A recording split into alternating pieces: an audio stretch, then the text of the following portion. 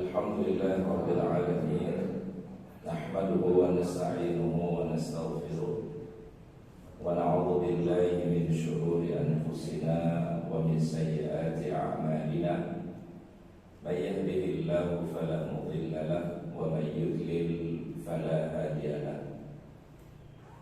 Asyhadu an la ilaha illallah wahdahu la syarika lahu wa asyhadu anna Muhammadan 'abduhu wa rasuluhu la nabiyya wa la rasula ba'dahu.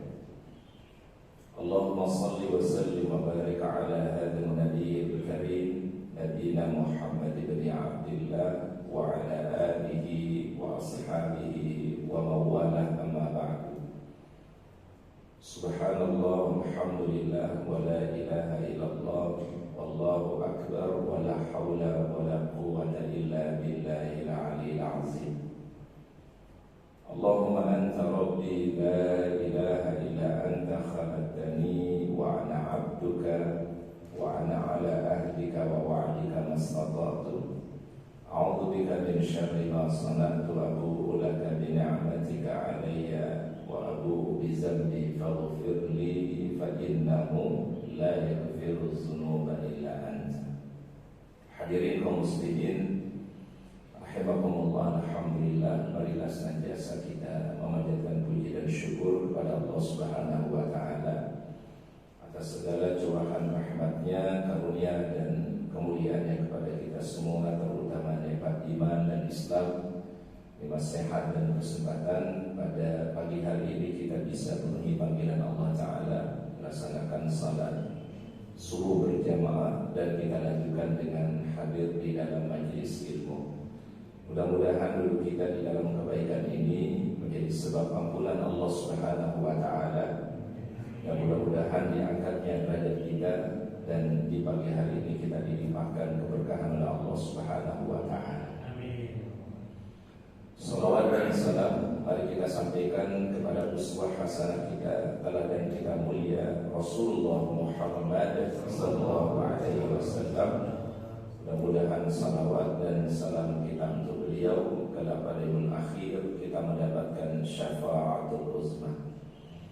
Hadirin yang dirahmati oleh Allah Subhanahu wa taala, sebelum kita masuki pada kajian penjelasan fikih empat mazhab, ada satu amalan yang dianjurkan oleh Rasulullah sallallahu alaihi wasallam, dan ini merupakan kalimat yang sangat mulia. Ya, tidak hanya diucapkan oleh Rasulullah, tapi diucapkan juga oleh Nabi Ibrahim alaihissalam. Kalimat itu yang kemudian diabadikan di dalam Al-Quran dan juga di dalam hadis atau as-sunnah, yaitu kalimat hasbunallahu wa ni'mal wakil. Hasbunallahu wa ni'mal wakil. Cukuplah bagi kami Allah Ta'ala sebagai penolong, Dialah sebaik-baik pelindung kami. Ini makna dari hasbunallahu wa ni'mal wakil. Ketika Nabi Allah Ibrahim alaihissalam dilempar dalam kobaran api, ya, maka kalimat ini yang beliau ucapkan, hasbunallahu wa ni'mal wakil. Kebergantungan hanya kepada Allah, dan Allah Subhanahu wa taala memberikan kemudahan kepada beliau. Api itu tidak menjadi panas, tetapi justru api itu berbalik menjadi dingin. Ini yang Allah Ta'ala sebutkan, ya naru kuni bardan wa salaman ala Ibrahim.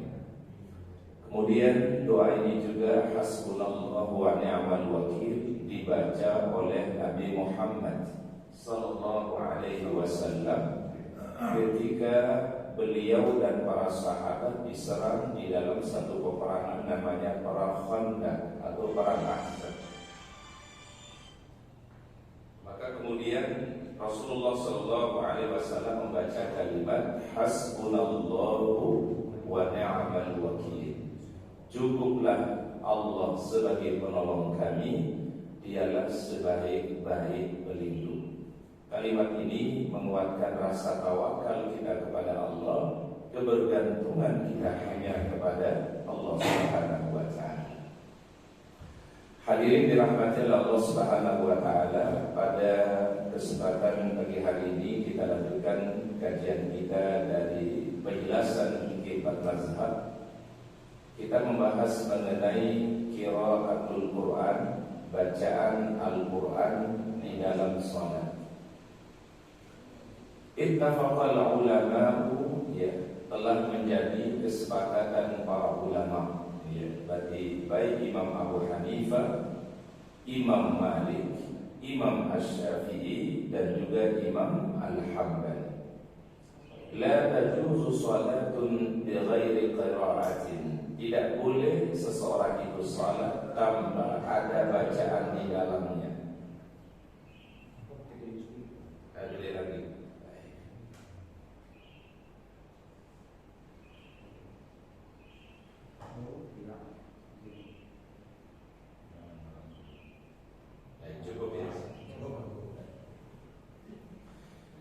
Ittafaqal ulama, telah sepakat para ulama ala annahu la yajuzu salatun, tidak boleh orang itu salat bighairi qira'atin, tanpa ada bacaan di dalam salat.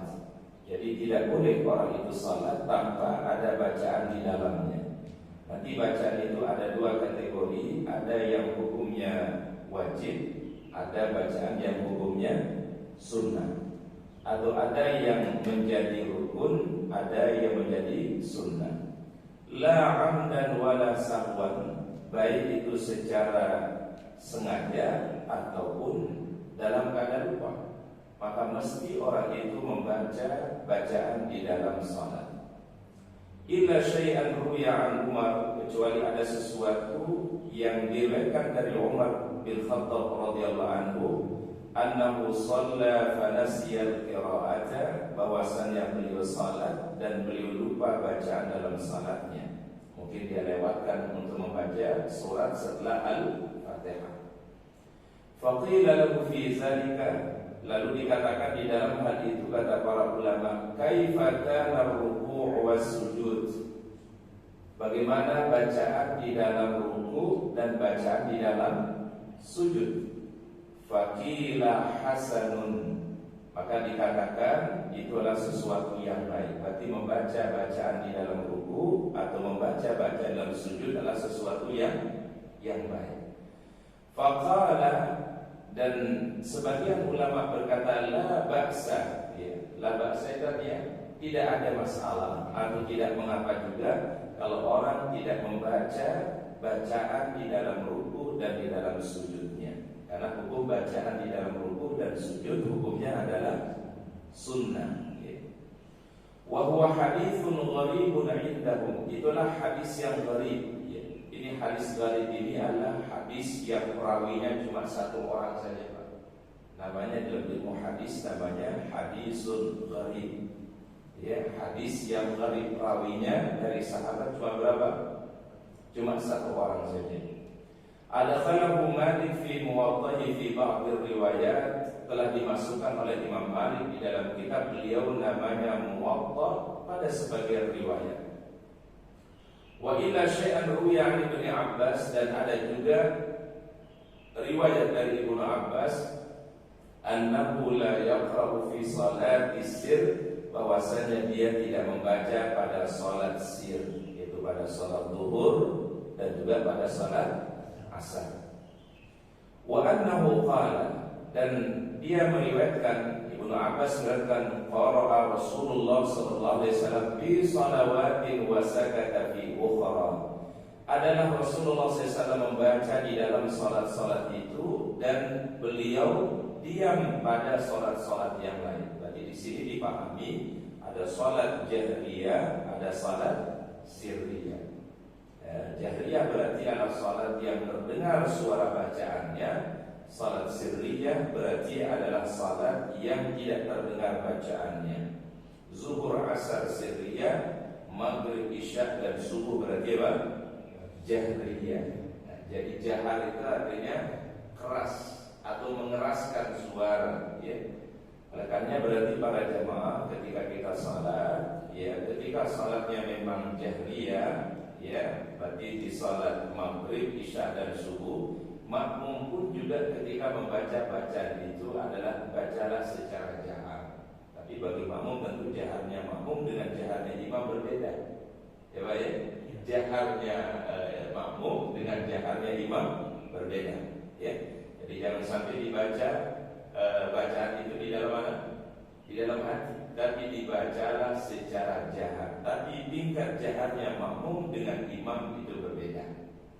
Ini pada sholat-sholat jahriyah tentunya, sholat subuh, sholat maghrib dan isya, mesti makmum juga membacanya jahar. Tapi jaharnya hanya kita yang mendengar. Berarti terdengar suaranya. Ya. Wasakata fi ukhra, dan beliau diam pada sholat-sholat yang lain. Berarti pada sholat apa? Sholat zuhur dan sholat asar. Fanaqra'u fima qara' wa naskutu fima sakata. Maka kami membaca pada apa saja yang beliau baca, dan kami diam pada saat beliau diam. Berarti kami jaharkan ketika beliau jahar, dan kami sirkan bacaan ketika kami sirkan. Ini kata Ibnu Abbas radhiyallahu anhu. Wasilah hal fi dhuhri wal asri qira'ah. Apakah ketika sholat zuhur dan asar ada bacaan? Bacaan maksudnya bacaan surat. Faqala la, tidak. Ya, terutama pada rakaat yang ketiga dan rakaat yang keempat, maka beliau tidak membaca surat. Wa akhadha al-jumhur, ya, telah mengambil pendapat oleh jumhur ulama bi hadits Khabbab, ya, dengan hadis yang diriwayatkan oleh Khabbab. Ini hadisnya adalah sahih, ya. Annahu sallallahu alaihi wasallam kana yaqra'u fil dhuhri wal 'asri, adalah baginda Rasul membaca pada salat zuhur dan asar. Qila, lalu ditanya, fa bi ayyi syai'in kuntum ta'rifuna dzalika? Bagaimana engkau mengetahui bacaannya Nabi? Qala bi tirabi lihyatihi, dengan gerakan pada jenggot beliau. Dengan ada gerakan pada jenggot beliau itu menandakan baginda Rasulullah SAW membaca bacaan di dalam apa? Di dalam sholat zuhur dan dalam sholat apa? Asar. Walaupun sholatnya sir, ya, walaupun sholatnya sir, tetapi para sahabat mengetahui bahwa Rasul membaca qiraah, membaca surat, yaitu dengan gerakan apanya? Jenggotnya beliau. Ini yang diriwayatkan dari hadis Khabbab. Ya, Rasulullah berjenggot. Itu memang sunnah Nabi sallallahu alaihi wasallam. Qila wa ta'allaqa al-kufiyuna, dan telah ditaklid oleh ulama-ulama Kufah. Ini ulama-ulama Kufah ini berarti ulama-ulama yang berasal dari wilayah Kufah. Kufah ini wilayahnya Irak. Karena dulu di situ berkembangnya mazhab Al-Hanafi. Ya, Imam Hanafi itu awal keberadaannya itu di Kufah. Kufah itu adalah sekarang bagian daripada apa? Irak. Ya. Bi hadis Ibnu Abbas, pada hadis Ibnu Abbas fi tarki wujubil qira'ah fi rak'atayn al-akhiratayn, tidak wajib membaca bacaan surat pada dua rakaat yang terakhir. Berarti di rakaat yang ketiga dan di rakaat yang keempat. Berarti yang dibaca hanya apa? Al-Fatihah saja. Berarti Al-Fatihah dan surat itu dibaca hanya di dua rakaat. Di rakaat yang pertama dan juga di rakaat yang kedua. Ya, jadi setelah membaca Al-Fatihah, kemudian membaca surat itu di rakaat yang pertama, dan di rakaat yang kedua membaca Al-Fatihah, kemudian membaca surat. Di rakaat yang ketiga dan keempat, riwayat Ibnu Abbas, baginda Rasul tidak membaca surah. Berarti yang dibaca hanya apa? Al-Fatihah.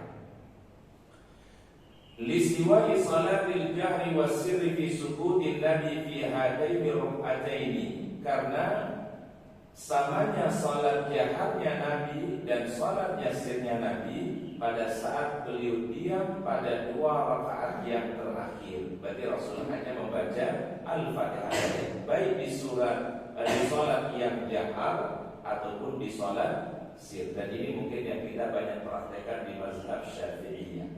Ya. Baik, kemudian berikutnya waqtalafu fil qira'atil wajibah fi shalah. Para ulama kemudian berbeda pendapat bagaimana batasan yang disebut dengan bacaan yang wajib di dalam salat. Jadi orang baru dinamakan bacaan suratnya udah memenuhi, itu apa ukurannya, apa batasannya? Wa qara'a ba'dhum, sebagian riwayat atau sebagian pendapat para ulama, annal wajib min zalika ummul Quran. Pendapat yang pertama mengatakan adalah yang wajib minimal, gak boleh tidak dipenuhi hal ini, yaitu membaca ummul Quran. Ini kadar yang apa, Pak? Bacaan yang wajib. Oke, bisa jadi ada yang mu'alaf, yang baru memeluk Islam, cuma bacaannya cuma bisanya Bapak Al-Fatihah. Mungkin kalau untuk membaca surah yang lain belum bisa misalnya, maka menurut pendapat yang pertama, bacaan yang paling wajib itu adalah yaitu bacaan Ummul Quran. Apa yang Ummul Quran? Surat Al-Fatihah, atau disebut dengan Fatihatul Kitab. Wa anna ma 'adaha laysa fihi tawqif, tapi selain daripada bacaan Al-Qur'an Ummul Qur'an tadi adalah tidak ada batasan. Berarti silakan dia boleh membaca semampu yang dia lakukan selain daripada suratul Fatihah. Wa min haula man aujabaha fi kulli rak'atin, ya. Dan juga yang mewajibkan ini, tadi kan yang mewajibkan membaca Ummul Quran Al-Fatihah, sebagiannya ada yang mewajibkan dibaca setiap rakaat. Jadi dari rakaat yang pertama sampai rakaat yang terakhir itu wajib membaca Al-Fatihah. Nanti ada sedikit perbedaan pada saat misalnya imam membaca Al-Fatihah dan surat. Apakah makmum yang di belakang itu ikut membaca Al-Fatihah atau tidak? Nah, di situ nanti sedikit ada perbedaannya, ya. Kalau Imam Asy-Syafi'i rahimahullahu ta'ala dan Imam Maliki mengatakan wajib membaca Al-Fatihah Ummul Quran kullu rak'atin, pada setiap rakaat. Tapi mazhab Al-Hanabilah, mazhab Imam Hambali mengatakan bila imam membaca Al-Fatihah dan surat secara jahar, ya, jahar berarti keras, berarti di rakaat yang berapa? Rakaat yang pertama dan rakaat yang kedua, maka bagi makmum yang di belakang cukup baginya hanya mendengarkan bacaan imam. Ya, Pak, ya, ini ada dasarnya ternyata. Wa iza quri'al Qur'an fastami'u lahu wa ansitu. Apabila dibacakan kepada kalian Al-Quran atau diperdengarkan kepada kalian Al-Quran, fastami'u lahu wa ansitu, dengarkan dan perhatikanlah bacaan imam itu. Jadi kalau ada imam membaca di sholat jahriyah, sholat yang jahar, atau di saat imam membaca jahar, maka makmum cukup apa? Mendengarkan saja. Itu dia pakai dalil juga, Pak. Dalilnya dari Al-Quran juga.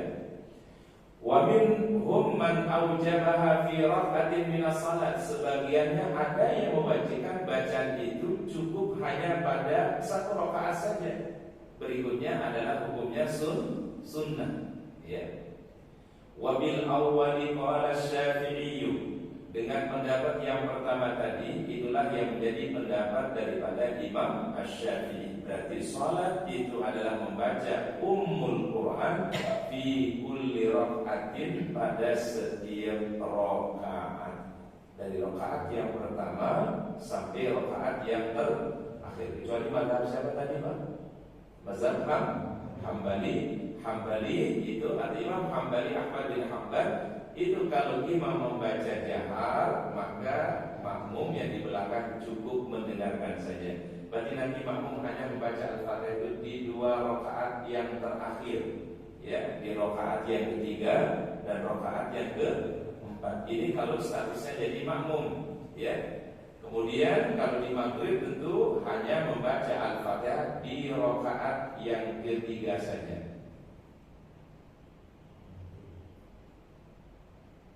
Baik.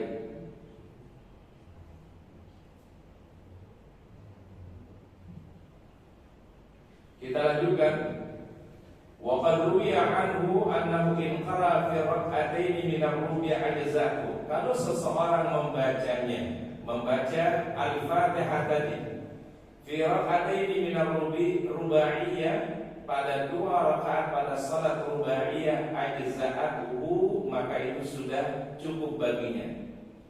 Wa amma man ra'ana tujzu fi raka'atin, dan barang siapa yang berpendapat kalau ibadah cukup baginya pada 1 rakaat, faminhumul Hasanul Basri, di antaranya adalah Imam Al-Hasan Al-Basri. Beliau berpendapat membaca Al-Fatihah itu cukup hanya pada rakaat yang pertama saja atau pada 1 rakaat saja. Tapi ini mungkin riwayat yang syadz, ya. Syadz itu apa syadz? Ya, riwayat yang tidak masyhur, riwayat yang lemah. Karena umumnya Nabi SAW itu membaca pada setiap rakaat. Kalau bagi makmum nanti ada jadi perbedaan. Ada yang mengatakan kalau makmum membaca dari setiap rakaat, tapi juga kalau makmum itu boleh hanya mendengarkan ketika imam membaca secara jahriyah. Berarti yang di belakang itu tidak membaca apa-apa, ya, tidak membaca Al-Fatihah. Kalau imam sedang membaca apa? Ya, surah atau Al-Fatihah secara jahran. Berarti di rakaat yang pertama dan rakaat yang kedua.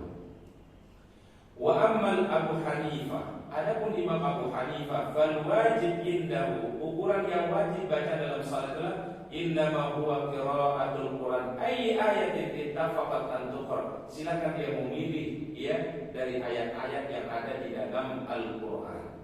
Wa hadda ashabuhu, dan dibatasi jumlah ayat yang dibaca dalam salat, thalathu ayatin qisar, yaitu minimal 3 ayat yang pendek. Itu baru dikatakan memadai dalam salat. Tapi misalnya kayak inna a'tayna kal kautsar wa shalli li rabbika wanhar inna syani'aka huwal abtar. Kata Imam Abu Hanifah, kalau orang sudah membaca 3 ayat dari surah yang pendek, maka dia sudah mencukupi di dalam salat. Berarti surat yang paling pendek itu sebenarnya Al-Kautsar, bukan Al-Ikhlas. Ya. Al-Ikhlas berapa ayat? 4 kan? Kalau Al-Kautsar berapa? 3. Berarti ayat yang paling surat yang paling pendek itu adalah surah Al-Kautsar.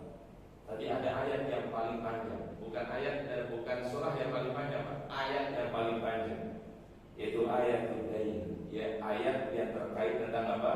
Hutang. Itu paling panjang ayatnya, 1 halaman ayatnya. Ya. Itu tadi pendapat daripada Imam Abu Hanifah. Wa hadda ashabuhu, tadi berapa ukurannya? Yaitu seukuran orang membaca 3 ayat yang pendek, atau ayat yang tawilah, atau seperti orang membaca 1 ayat tapi panjang. Jadi dia memilih 1 ayat tetapi ayatnya panjang. Seperti apa? Mislu ayatid dain, seperti ayat dain. Ya, itu kalau mau memilih misalnya 1 ayat tapi mesti ayatnya panjang, ya. Jangan memilih 1 ayat tetapi ayatnya pendek. Ini kalau dalam bacaan salat, ya. Ada orang membaca misalnya Yasin, itu kan ayat pertama, Pak. Kemudian dia langsung ruku, ini tidak memadai kata Imam Abu Hanifah. Kalau dia memilih 1 ayat tapi mesti ayatnya agak panjang, ya. Kemudian wahada fi raka'ataini ulayaini, dan ini adalah pada 2 rakaat yang pertama. Berarti di rakaat yang pertama dan di rakaat yang kedua. Berarti kalau menurut Imam Abu Hanifah adalah bacaan itu minimal 3 ayat. Atau kalau dia pilih 1 ayat tapi ayatnya agak panjang, kata Imam Abu Hanifah.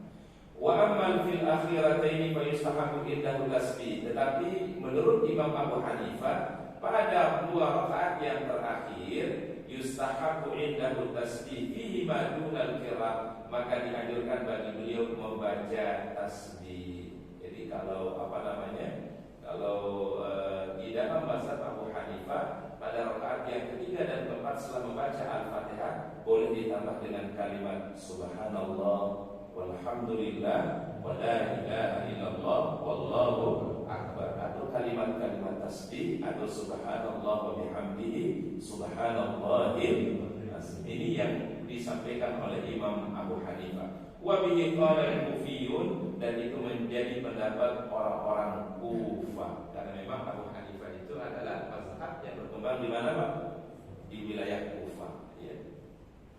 Wal jumhur, sedangkan pendapat jumhur ulama, yastahibbuna al-qira'ata fiha kulliha, dianjurkan untuk membaca bacaan pada setiap rakaatnya, dari rakaat yang pertama sampai rakaat yang terakhir.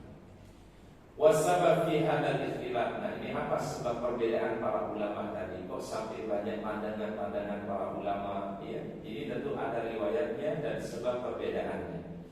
Wasabab fi hadzal ikhtilaf, dan ada pun sebab daripada perbedaan ta'arudul athar fi hadzal bab, karena ada beberapa riwayat-riwayat yang bersumber dari Nabi sallallahu alaihi wasallam, wa mu'aradati zahiril kitabil athar, dan ada perbedaan antara pemahaman Al-Quran dengan hadis-hadis yang bersumber dari Rasulullah SAW. Baik, adapun hadis-hadis yang bersumber dari Nabi atau riwayat-riwayat bersumber dari Nabi, fa'ahadu hadisu Abi Hurairah as-sabit. Jadi ada hadis dari Abu Hurairah, hadis yang sabit. Sabit kan dia hadis yang sahih, ya.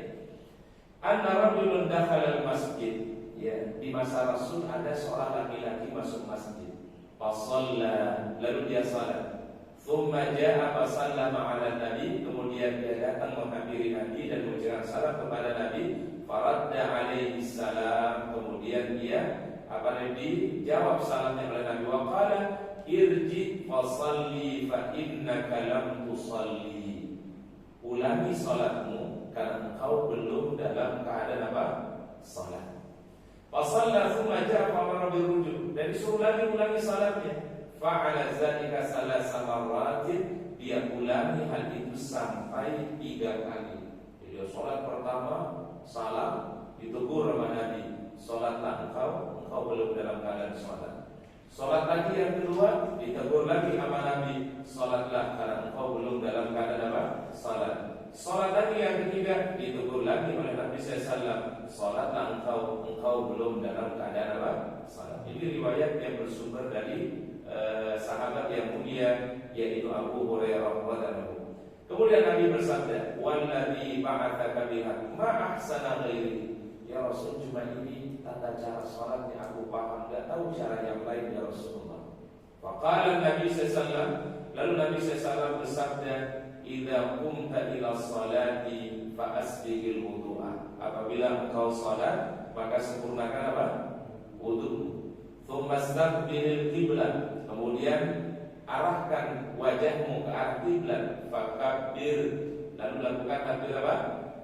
Takbiratul ihram. Tsumma qra' ma tayassara ma'aka minal Qur'an, kemudian bacalah yang mudah bagimu dari Al-Qur'an. Tsumma qra', kemudian rukulah hatta tatma'inna raki'an, sampai benar-benar engkau tumaninah dalam keadaan ruku. Tsumma rfa', ya, kemudian engkau bangun dari ruku hatta ta'tadila qa'iman, sampai engkau posisi berdiri yang tegak, yaitu disebut dengan i'tidal. Tsumma sujud, kemudian apa? Sujudlah kata Nabi, hatta tatma'inna sajidan, sampai engkau benar-benar tumaninah waktu sujud. Tsumma rfa', kemudian bangunlah dari sujudmu hatta tatma'inna jalisan, sehingga engkau tumaninah waktu duduk antara dua sujud. Tsumma sujud, kemudian sujudlah hatta tatma'inna sajidan, sampai engkau benar-benar tumaninah waktu sujud yang kedua. Tsumma rfa' hatta tastawiya qa'iman, kemudian bangun dari sujud yang kedua sampai benar-benar engkau duduk yang sempurna. Tsumma fa'al dzalika fi sholati kulliha, lakukanlah hal itu dalam setiap salatmu wahai si fulan. Ini karena sahabat ini salatnya terlalu apa? Terlalu cepat, ya.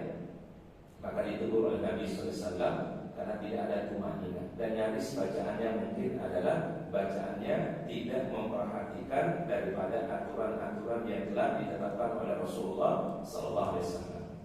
Wa ammal mu'arid li hadza, adapun hadis yang bertentangan dengan riwayat tadi, hadisani sabitatani, ada dua juga hadis yang sahih, muttafaq alaihima, disepakati kesahihannya. Hadis yang pertama adalah hadis dari Ubadah bin Samit. radhiyallahu anhu, la salata liman lam yaqra bi Fatihatil kitab.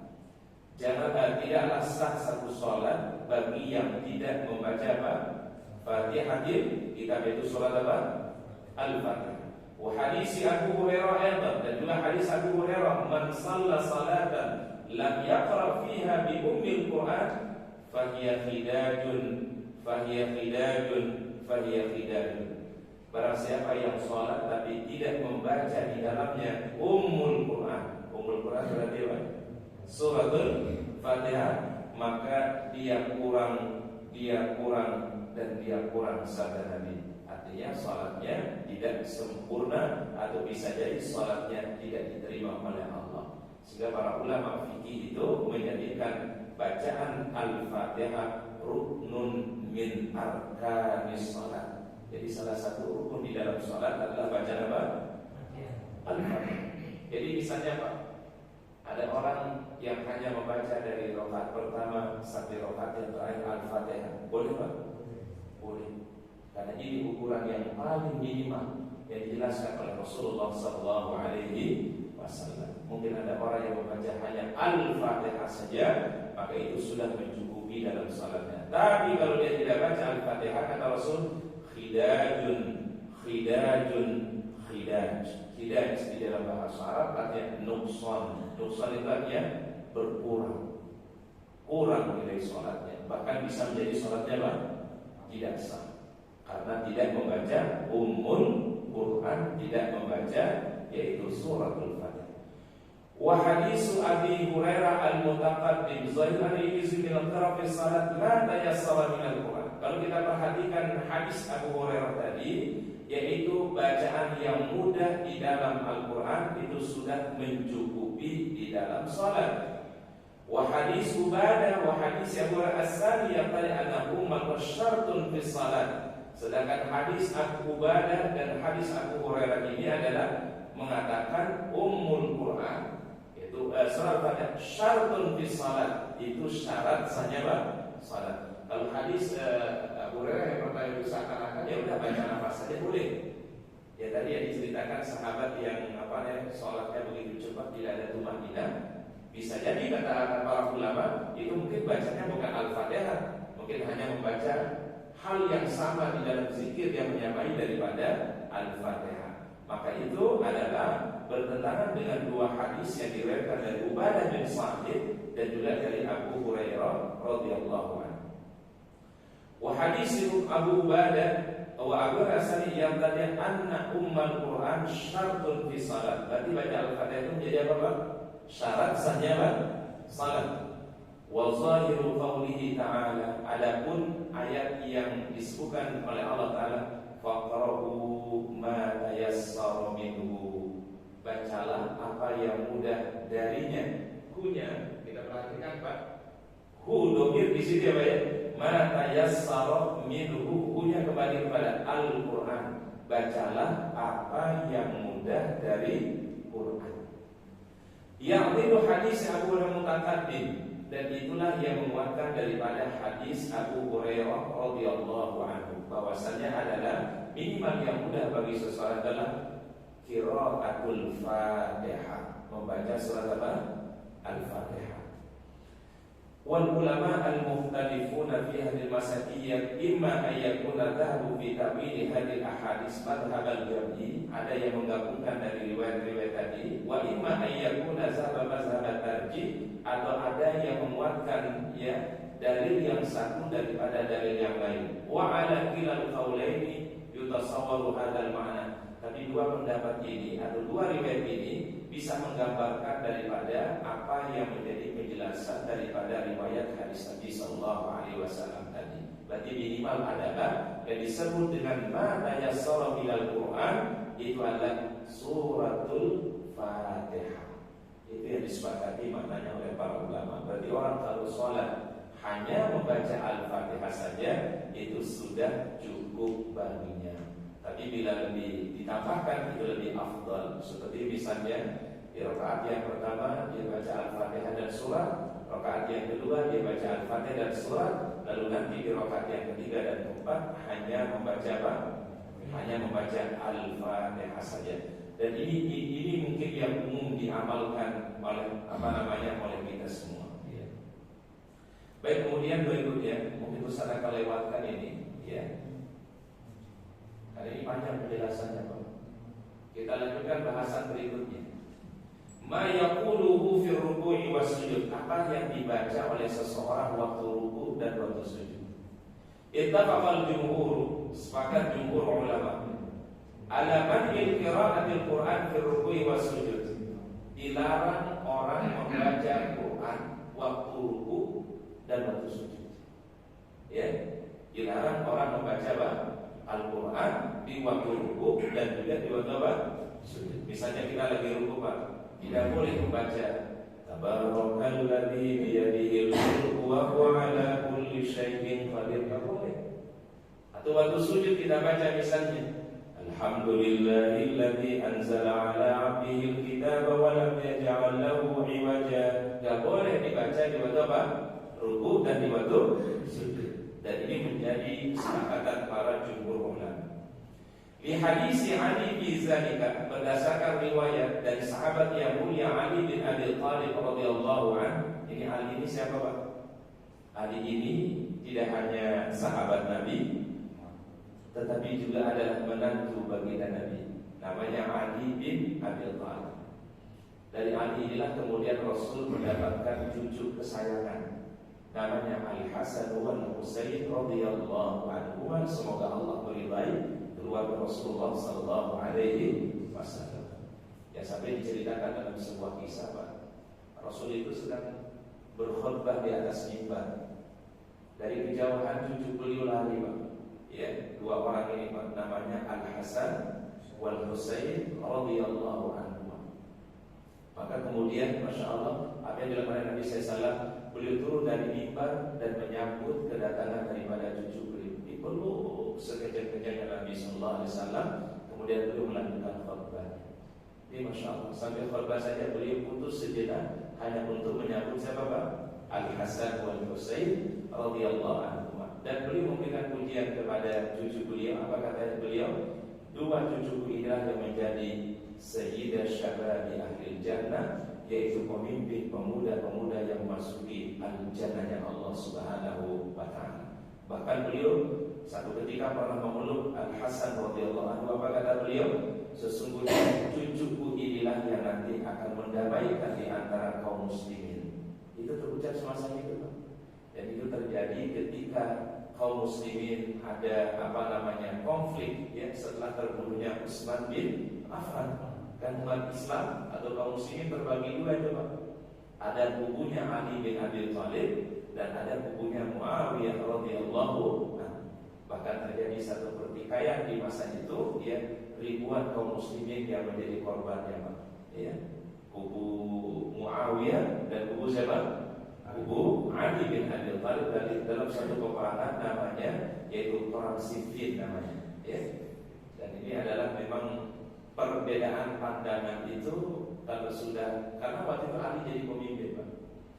Ketika terbunuh Utsman bin Affan, keluarga Utsman mereka mau minta dituntut pelakunya, tapi maunya sesegera mungkin, gak boleh ditunda-tunda. Sedangkan kondisi kota saat itu adalah dalam kondisi yang sangat tidak kondusif. Ali bin Abi Thalib meminta kepada mereka waktu supaya bisa mudah mencari pelaku daripada pembunuhan siapa? Utsman bin Affan radhiyallahu anhu. Nah, pihak Muawiyah tidak setuju. Nah, bahkan sampai ada kayak seperti ada anggapan ini jangan-jangan Ali bin Abi Thalib melindungi pembunuh siapa? Utsman bin Affan. Maka ini hal tidak bisa dihindari. Maka terjadilah konflik di antara para sahabat dan kubunya para sahabat. Itu yang meninggal dunia itu adalah ribuan kaum muslimin. Di perang namanya perang apa? Siffin. Nah, itu berlanjut sampai wafatnya Sayyidina Ali bin Abi Thalib radhiyallahu anhu. Nah, kemudian setelah wafatnya Ali bin Abi Thalib, ya, yang menjadi pemimpin yang dibaiat oleh kaum muslimin yaitu adalah Al-Hasan bin Ali bin Abi Thalib. Ya, kalau kita baca sejarahnya, Pak, Hasan radhiyallahu anhu ini wajahnya mirip dengan wajah Rasulullah. Jadi kalau orang lihat Al-Hasan radhiyallahu anhu, itu yang diingat bagi Nabi. Ketampanannya, kemuliaannya itu mirip dengan baginda Rasulullah. Namanya Al-Hasan radhiyallahu anhu. Yang diceritakan dalam sebuah riwayat ketika dia wafat, itu pada bagian punggungnya merah semua. Pada bagian punggungnya merah. Ketika dimandikan jasadnya, pada punggungnya semua merah. Rupanya semasa hidupnya beliau ini adalah di tengah di kota Madinah. Dia berkeliling untuk membawa gandum untuk kaum muslimin al-fuqara di Madinah. Itu ketahuannya ketika dia sedang dimandikan jasadnya, pada bagian punggungnya ini semua memar merah. Itu cucunya Rasulullah Sallallahu Alaihi Wasallam. Maka ketika dia diangkat menjadi pemimpin, ya, tapi kemudian belum dengan perdamaian di antara umat Islam, beliau mundur daripada kepemimpinan. Lalu kepemimpinan kaum muslimin diambil alih oleh Muawiyah radhiyallahu anhu. Itulah baru berdiri sebuah dinasti namanya, yaitu Al-Khilafah Al-Umayyah. Apa namanya, Pak? Khilafah Al-Umayyah, dan berakhirnya yaitu masa Khulafa Ar-Rasyidin, ya. Baik, berikutnya adalah itu tadi yang melihatkannya siapa, Pak? Sahabat siapa? Ali, ya. Apa kata beliau? Nahani, aku dilarang, hubbi, oleh kekasihku. Ya, hubbi itu dari kata hub, cinta, kekasihku. Sallallahu alaihi wasallam, itu baginda Rasulullah SAW. An aqra al-Qur'ana, aku dilarang membaca Quran raki'an wa sajidan, baik waktu ruku ataupun waktu sujud. Jadi dilarang orang membaca Quran waktu ruku dan waktu sujud. Qala Tabari, berkata Imam Tabari, wa huwa hadisun sahihun, itulah hadis yang sahih. Wa bi akhadha fuqaha'ul amsar, dan itulah yang menjadi pendapat daripada fuqaha'ul amsar. Wa sara qauman minat tabi'in, dan itu menjadi pendapat daripada ila jawazi zalika. Ada riwayat dari sebagian tabi'in boleh membaca Al-Quran baik waktu ruku, waktu sujud. Tetapi hadisnya ternyata adalah lam yasihul hadis indahu, tapi hadisnya tidak sahih. Kecuali, Pak, kalau itu redaksi doa ketepatan dalam Al-Quran. Satu lagi, sekali lagi, Pak. Kecuali kata para ulama, kalau doa atau redaksi doa tetapi di dalam Al-Quran. Contoh apa misalnya, Pak, redaksi doa tapi di Al-Quran. Rabbana atina fid dunya hasanah wa fil akhirati hasanah wa qina azabannar. Dia kan itu di dalam Quran, tetapi redaksinya bukan redaksi khobariyah, tapi redaksi doa. Boleh dibaca di waktu sujud. Sehingga waktu sujud kita disuruh, disunahkan untuk memperbanyak doa, perlama. Boleh tidak diambil dari Al-Quran? Boleh, ya, karena redaksinya redaksi doa, ya. Kemudian misalnya Rabbana hablana min azwajina wa dzurriyyatina qurrata a'yun waj'alna lil muttaqina imama. Atau misalnya la ilaha illa anta subhanaka inni kuntu minadh dhalimin, doanya Nabi Yunus alaihi salam. Atau doa ibadur rahman, Rabbana hablana min azwajina wa dzurriyyatina qurrata a'yun waj'alna lil muttaqina imama. Maka ini boleh dibaca di dalam sujud seseorang karena redaksinya adalah redaksi doa. Baik. Yang tiga doa yang terakhir itu istihad para ulama. Ya, jadi ulama itu beristihad, Pak. Karena ada hadis kan, sedekat-dekat hamba di sisi Allah waktu dalam keadaan apa, Pak? Sujud. Fa'aksiru fihi doa, maka perbanyaklah doa, bersungguh-sungguhlah doa di saat sujud. Nah, para ulama beristihad. Istihad itu artinya apa? Berinisiatif. Jadi kalau bahasa sederhananya, Pak, beristihad itu berinisiatif. Para ulama mengatakan, ambillah doa-doa yang disunahkan oleh Nabi Sallallahu Alaihi Wasallam. Pertama, Allahumma inni as'aluka husnal khatimah. Ini tambahan doa waktu sujud, di luar daripada subhana rabbiyal a'la, atau di luar daripada subhanakallah wa bihamdika Allahumma firli. Ditambah pertama dengan apa? Allahumma inni as'aluka husnal khotimah. Ya Allah, aku mohon akhir dari kehidupan ini dalam keadaan baik. Dan ini permohonan bagus ya Pak ya. Karena semua orang pasti kepingin supaya akhir hidupnya dalam keadaan baik. Allah Ta'ala ridhoni. Yang kedua, Allahumma ya muqallibal qulub tsabbit qalbi ala dinika. Ya Allah, Engkau yang Maha membolak-balikkan hati, tetapkanlah hatiku di atas agama-Mu. Ini bagus juga di doa dibaca waktu sujud. Atau yang ketiga kata para ulama, Allahumma rzuqni taubatan nasuhan qabla al-maut. Ya Allah, kami memohon agar Engkau berikan kesempatan kepada kami bertaubat, mohon ampunan qabla al-maut. Apa qabla al-maut? Sebelum kami meninggal dunia, Engkau terima segala taubat kami. Bagus ini, bagus. Dibaca ya. Ini istihadnya para ulama ya, bahwasanya ini adalah doa-doa yang terbaik yang bisa jadi doa tambahan kan ya Pak ya. Ini doa tambahan di dalam apa? Sujud. Ustaz, kalau nggak hafal yang 3 boleh nggak ambil 1? Boleh. Allahumma inni as'aluka husnal khotimah. Atau Allahumma ya muqallibal qulub tsabbit qalbi ala dinika. Itu boleh. Ya.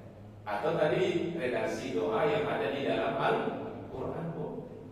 Ya mungkin kalau kita sulit-sulit baca doa ya udah doa satu jagat aja. Betul enggak, Pak? Kalau kata para ulama, Imam Ahmad itu mengamalkannya Pak, justru beliau kalau banyak doa itu akan diperbanyak doa Rabbana atina fid dunya hasanah itu. Itu yang beliau sering amalkan, Imam Ahmad bin Hanbal. Dan itu juga kebiasaannya Rasulullah SAW. Nah, namun dikira biasanya ini doa menjadi penutup. Benar ya Pak ya? Kayaknya itu kalau yang berdoa kalau belum keluar kata Rabbana atina fid dunya, itu belum selesai doa. Ya, dulu di pesantren itu para apalagi pimpinan pesantren, para ulama di pesantren itu kalau doa itu panjang banget. Dari Al-Quran, dari hadis, sunnah, dari doa-doa para ulama dibaca semuanya Pak. Tapi itu komplit Pak, komplit. Al-Quran ada apa namanya? Jadi kalau kita di sini Pak Indonesia ini tidak diragukan lah kalau masalah doa-doanya panjang sekali. Apalagi para ulama-ulama kita itu luar biasa ya. Dari Al-Quran sudah habis dibaca Pak. Dari doa Nabi Adam, Nabi Nuh, Nabi Ibrahim, Nabi Musa, Nabi Ibrahim, semuanya dibaca. Doa Nabi SAW dibaca semua Pak. Sampai doanya para ulama-ulama salafus saleh terdahulu, Imam Abu Hanifah, Imam Malik, Imam Syafi'i, dibaca semua Pak. Tapi itu belum tuntas itu doa. Ya, belum selesai itu doa. Kalau belum baca doa apa Pak? Rabbana atina fid dunya hasanah wa fil akhirati hasanah wa qina azaban. Nah, kalau udah apa namanya membaca doa itu berarti insyaallah itu sudah mau habis itu doa-doa. Terkadang dulu waktu kita santri itu Pak berpikir kiai atau ustaz ini mau hebat banget gitu ya. Doanya panjang. Saya sudah itu masih pendek namanya Pak. Saya sudah kalau baca doa tarawih itu kan panjang tuh ya, terutama di terakhir 10 terakhir Ramadan panjang doanya. Ulama kita lebih baca lebih panjang dari saya sudah ya. Nah, tapi kalau belum keluar satu jalan Pak, belum selesai itu doa. Ya, itu hebatnya kita. Nah, tapi tidak menjadi keharusan doa Rabbana atina fid dunya itu di ujung doa, enggak mesti. Boleh nggak kita baca Rabbana atina fid dunya hasanah? Apabila di awal doa boleh? Boleh. Dan bahkan itu yang sering kita dengar kalau di Timur Tengah, justru di Timur Tengah itu dijadikan doa pembuka. Ya. Nah, apalagi waktu tawaf, mesti kita baca di antara rukun Yamani sampai Hajar Aswad. Doanya Rabbana atina fid dunya hasanah wa fil akhirati hasanah wa qina azabannar. Lagi-lagi kan Rabbana atina fid dunya hasanah wa fil akhirati hasanah wa qina azabannar. Sampai nanti ketemu sisi Hajar Aswad, angkat tangan lagi bismillah ya Allahu Akbar.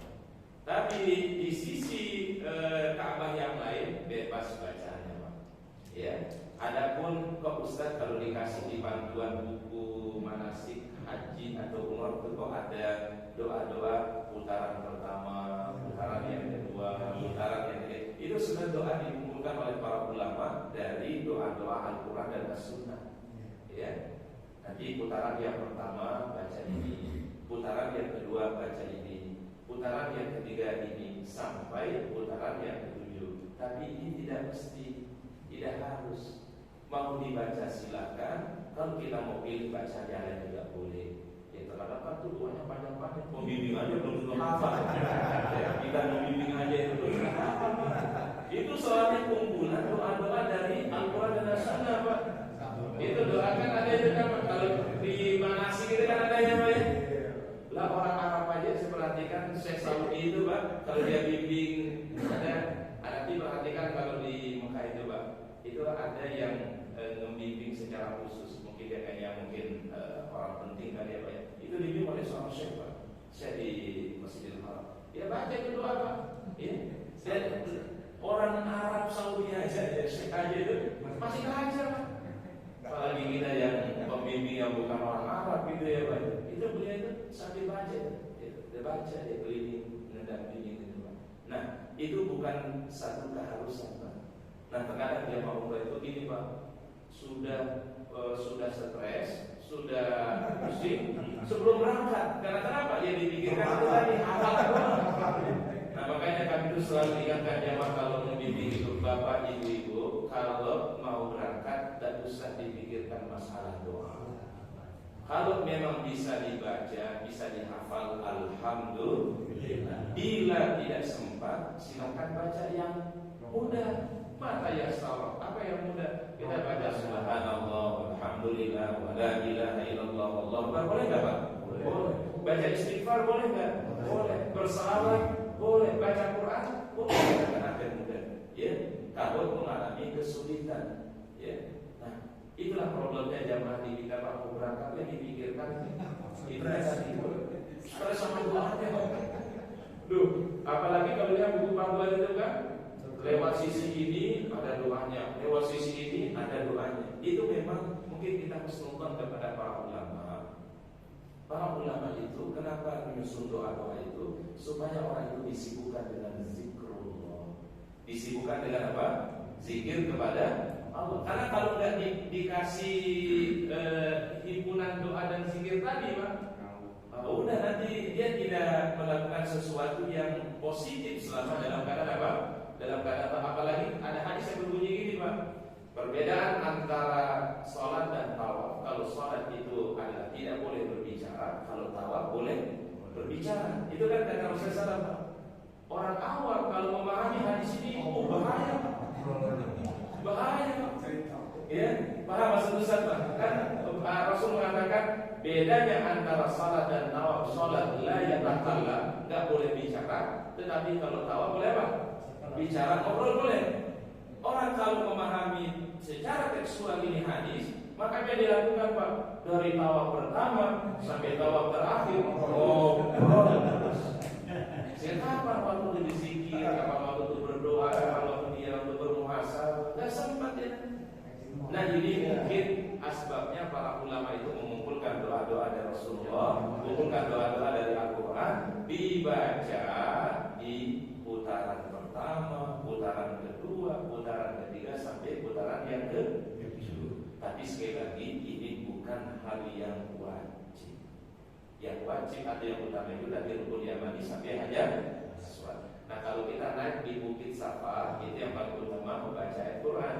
Inna Safa wal Marwata min sya'airillah, faman hajjal baita aw i'tamara fala junaha alaihi ay yatawafa bihima wa man tatawa khairan fa inna Allaha syakirun alim. Kemudian naik di atas bukit kan, lalu balikkan badan ke arah Ka'bah. Karena waktu kita ke sa'i itu Pak, posisi Ka'bah di belakang kita. Begitu kita di atas bukit, maka balikkan badannya mengarah kiblat, baca sunnah Nabi sallallahu la ilaha illallah wahdahu la syarika lahu lahul mulku wa lahul hamdu wa huwa ala kulli syai'in qadir, anjaza wa'dah wa nasara 'abdah wa hazamal ahzaba wahdah. Kemudian tambah dengan doa-doa yang kita inginkan, karena itu waktu yang sangat diijabah oleh Allah.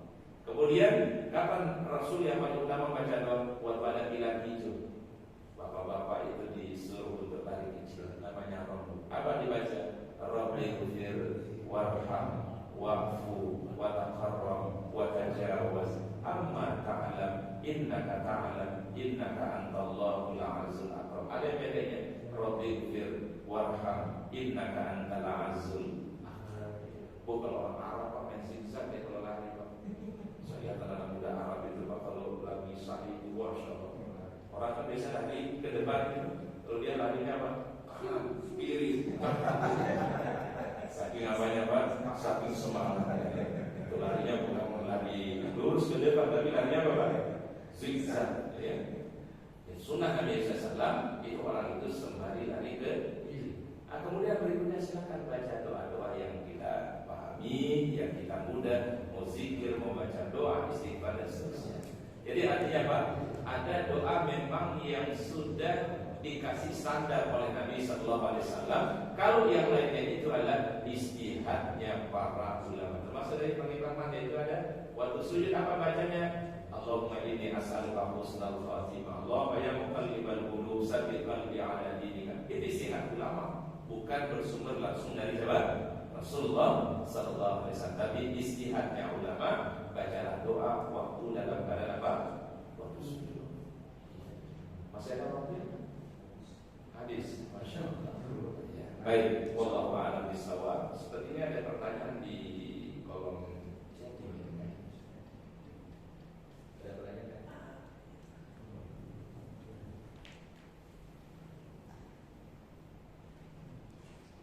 Baik, di sini ada pertanyaan dari peserta Zoom. Pertanyaan pertama, Ustaz, untuk yang masbuk. Berarti yang masbuk ini kan berarti yang masuklah bersama imam. Mungkin bisa jadi dia masuk di rakaat yang kedua atau masuk di rakaat yang ketiga dan seterusnya. Apakah diharuskan mengqadha surat-surat Al-Quran selain Al-Fatihah? Para ulama mengatakan kalau mengikuti sunnah Nabi SAW, bacaan surat itu hanya dibaca di rakaat yang pertama dan rakaat yang kedua. Berarti Al-Fatihah dan surat itu dibaca hanya di rakaat yang pertama dan rakaat yang kedua. Tetapi begitu rakaat yang berikutnya, yang ketiga misalnya di sholat maghrib atau di 3 dan 4 di sholat isya, di sholat zuhur, di sholat asar, maka cukup membaca Al-Fatihah dan tidak perlu mengqadha surat yang terlewatkan. Baik, ini pertanyaan pertama. Yang kedua, Ustaz, saat takbir boleh dibaca setelah tangan diangkat dan saat turun. Sudah takbir ini adalah dibaca bersamaan dengan kita mengangkat tangan, ya. Allahu Akbar bersamaan, ya. Bukan takbir dulu kemudian angkat tangan atau angkat tangan dulu kemudian takbir. Tetapi sunnahnya Nabi SAW dilakukan secara bersama. Karena takbirnya namanya takbiratul ihram. Apa takbiratul ihram? Takbir yang menjadi pemula di dalam ibadah salat kita.